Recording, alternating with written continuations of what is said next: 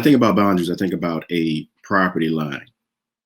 And that's all a boundary is. A boundary allows you to clearly distinguish which territory belongs to you versus what belongs to somebody else.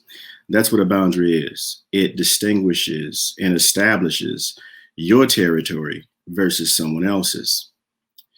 The reason why that's important is because when it comes down to moving boundaries, I've never seen anybody move a property line before. I mean, it's pretty hard to move boundaries. As a matter of fact, the only time I've ever seen boundaries being moved is honestly in my life, police officers, they put up barricades and they move the barricades. I've seen them move the barricades for the LSU football games and whatnot.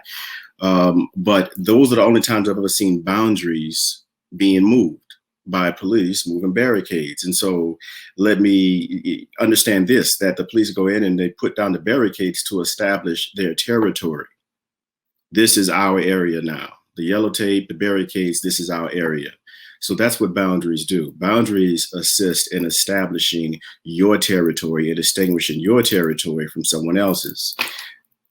Don't try to move. I would not suggest trying to move boundaries. What I would really suggest you do is step up and decide what governance you want to have over your territory instead of trying to move boundaries.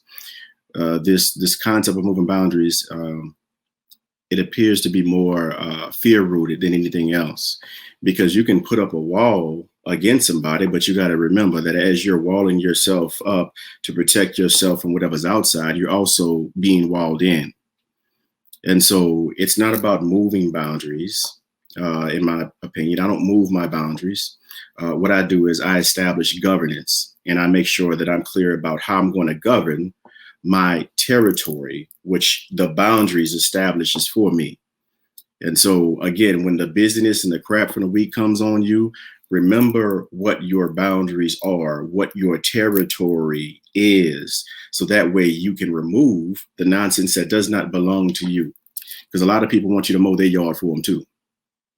And the whole time you're mowing their yard and trying to take care of your yard, they're talking about the spots they'd have missed, you'd have missed in their yard, in your yard.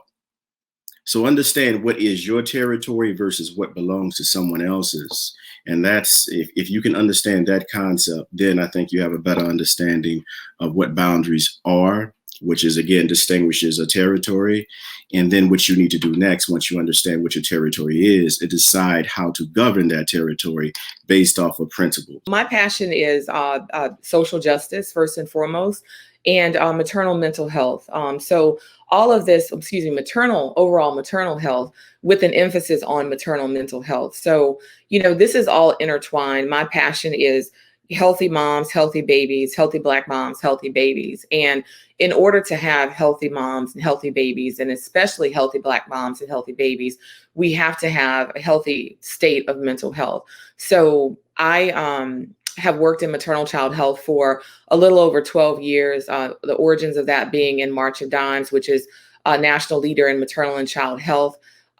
Throughout my time with March of Dimes, I started my family. I gave birth to our son, who's now 5. It was a great experience, pretty much as textbook as it comes for the most part. And then further along in that journey, about 2 years later, I gave birth to our daughter, who really caught us by surprise that she was born early. She was born 3 months early and really fought for her life in the newborn intensive care unit.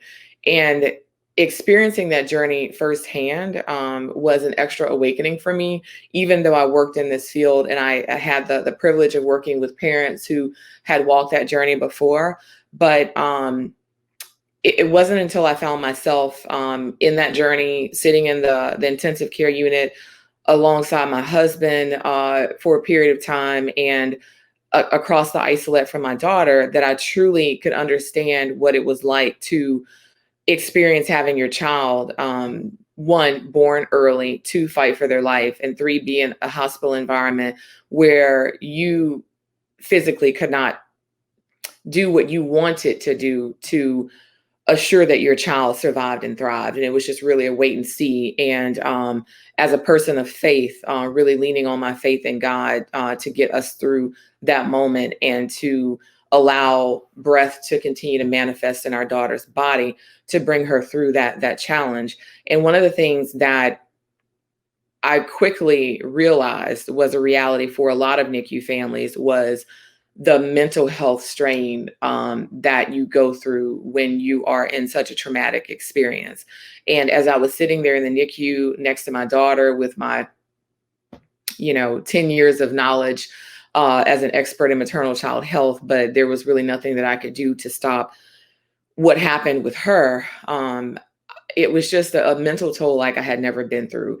And with society really not really supporting moms the way it should, and being this very capitalist society that we live in that has super unrealistic demands for moms, and with moms, many of us just trying to go with the flow and adapting to what we see and what we think other people are doing and thriving well, just realizing how much that is just not healthy, and how much I needed to attend to my own mental health and well-being and physical health, and just pledging that once, my daughter was brought through that journey and that I was in a position and ready to talk about, once I understood what was happening to me, that I vowed to be an advocate for maternal mental health and be that voice for moms who did not feel comfortable speaking out about something that's so taboo and stigmatized, to really try to shed a light on it, because in some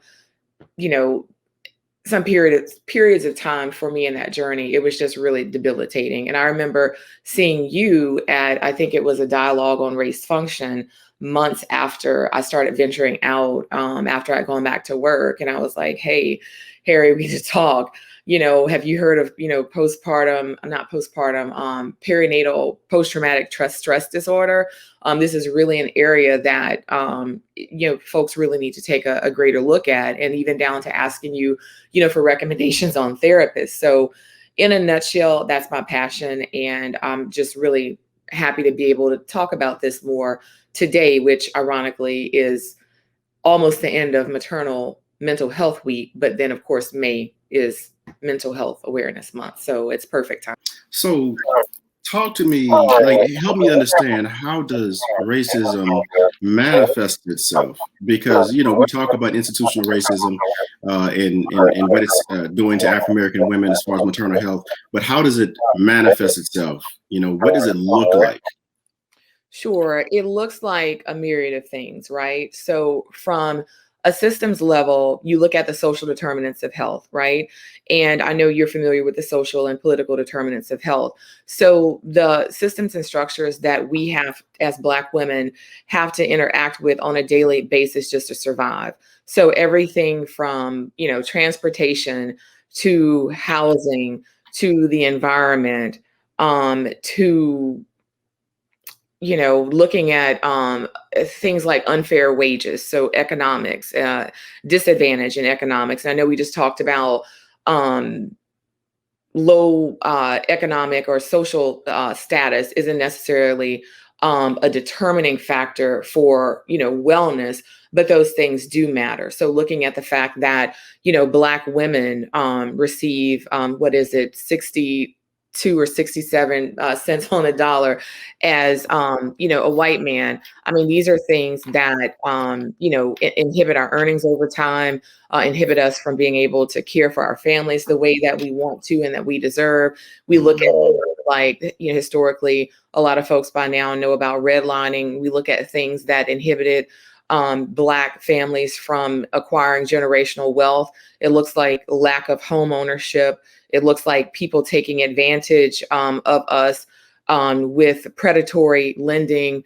It looks like not having adequate insurance, or having subpar insurance, or just having discrimination on the job. It looks like a lot of things. It looks like everything that racism to be, but I know some folks in our audience, may not be familiar with those systems and structures. But then on a personal level, it looks like when Black women are mistreated by medical professionals in whatever setting, whether it's in an obstetric setting where it's a birthing person that is seeing a doctor, who is pregnant. Like people not hearing our concerns. It looks like proper protocols not being followed and it not being mandated by those particular institutions, or people operating in a sense because they know that there are not repercussions, because at the root level of it all is really the dehumanization of Blackness and Black bodies, whether one realizes it or not, hence the evolution of implicit bias, right? Mm. And of course, all bias isn't implicit, it's just as equally explicit. But those are just some examples, of the ways these types of things show up. When I looked at the studies, one of the things that the reasons that they state that there's this disparity is that when African American women go to the doctor, their complaints are more likely to be expressed with physical complaints, as opposed to the emotional, really addressing a lot of the psychological things that are going on. And that's the reason why I posed a question about interoception, because there's a grand misunderstanding about trauma in particular, and exactly how people cope with trauma. You were listing all the things that you went through, and halfway through the list of things that you didn't went through, I was halfway through a stroke. You know what I mean? Like, like I couldn't imagine, going through all of that stuff, and then on top of that, because that's just the stuff that you went through, the abnormal things that most people don't go through that you went through, and then you still got to learn how to function. You still got to deal with functioning in life and adulting in life. Yes. And so so that's the reason why I was asking about interoception in particular, because I believe that we do have an issue with not expressing ourselves and talking about what's really going on, because a lot of us don't even know what the hell is going on with us, Yeah. Yeah. And you bring up a good point. And I would say this, you said a lot, and I don't even really know where to start, but in terms of, the things on the list, I mean, there are parents who have had much more adverse experiences with, their pregnancies, and with the outcomes of their children after birth. There are parents who are bereaved parents who are dealing with the actual loss of their child or children. There are people who are dealing with miscarriages of their babies. There are people who are dealing with processing long-term abnormalities and with their children, and just trying to find a path, of survival for them, and just safety. I mean, there's just so much. And you said something like, people are trying to process what's happening to them. And, I feel like I was privileged in a sense that because I did have a maternal health background, and I'm very quick to take to the literature, start reading something, I'm going to get on my computer, I'm going to find out what's happening to me. But I try to be well informed. And I remember just reading some things before. So I ended up taking to the literature. And that's when I really found out about post-traumatic, stress disorder and postpartum anxiety. Because I mean, I'd heard of postpartum depression. I was prepared for that when I had my son. It didn't manifest. And then bam, I'm thanking God that my child survived and was able to be sent to the NICU and be, medically assisted until she was able to be stable. But the focus is oftentimes the child and not the mom. And as people, and I don't mean just Black people, as just a lot of people in general, you're conditioned to just kind of go with the flow.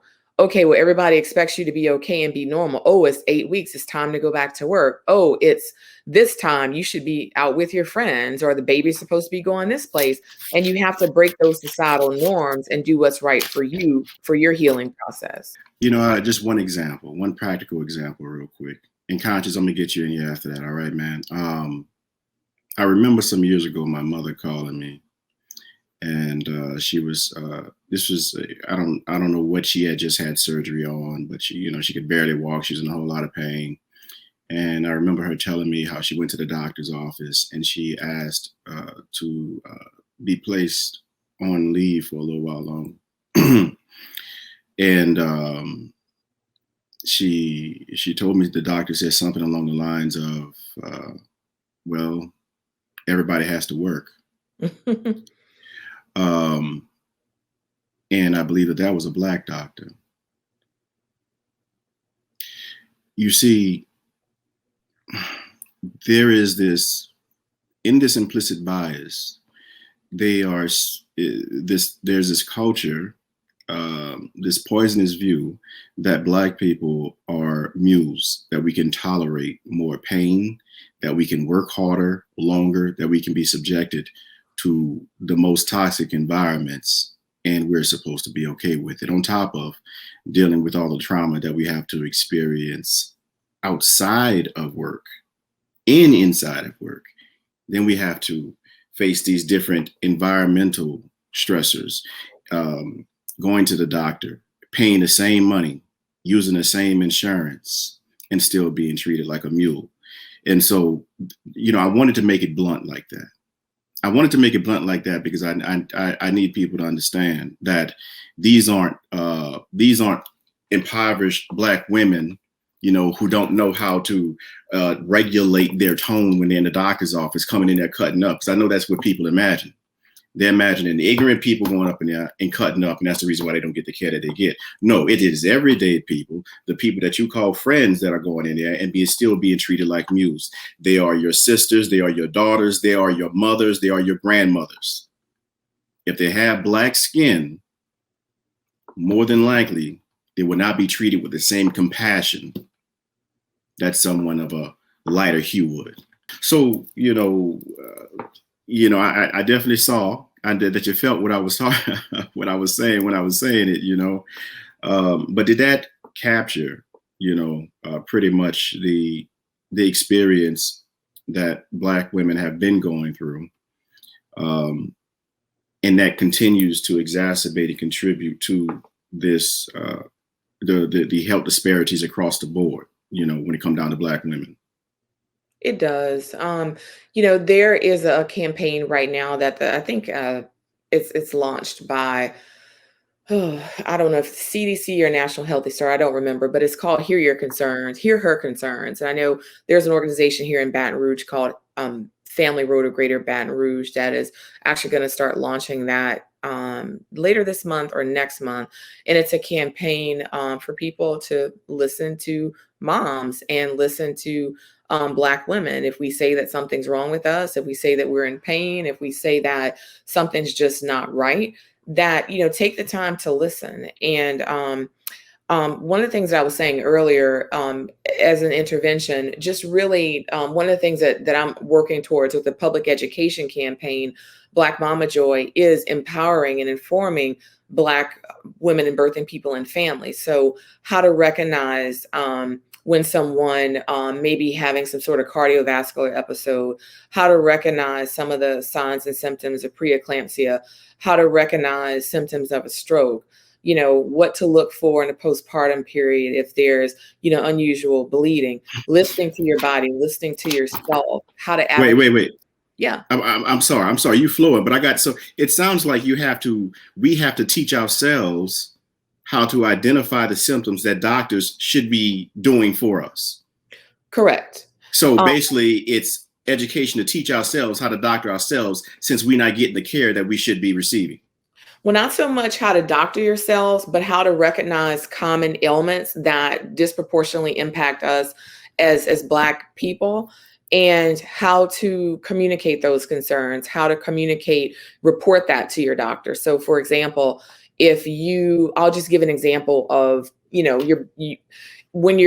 your baby, gets older inside the womb and gets bigger, as a mom, you should be watching out for movement, making sure your baby is continuing to move, because babies don't slow down once they start moving, right? They continuously move and they get more active. They may run out of space, but they're still active.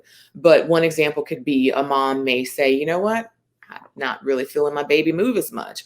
So you might call and they may say, and it just depends on, the doctor. It could say, okay, well, drink a Coke or lay down on your side, lay down on your left side, get your, digestive system flowing, drink something cold and see if the baby moves. But if it's a mom that's like, no, look, I know this is just not right. My baby normally moves this much and we're not moving. Then you have to literally make sure your doctor says, okay, or the nurse is communicating, the person in between, the liaison, that they say, come in, right? Because as a mom, there's nothing you can do. The machinery and the tests are there to take a look, right? And the the heart, the monitor to look at the heartbeat, and, the sonogram to actually look, inside your womb. So understanding how to communicate that as best as possible, even though there's been people who can communicate great and still aren't heard, but it's making sure that we're armed as people with the best resources, and what to look out for, so that you can be relentless when you know what your body is experiencing, and communicating that to the medical professional. So you're not doctoring yourself, but you are making sure that you are familiar with common ailments and issues that could literally kill you.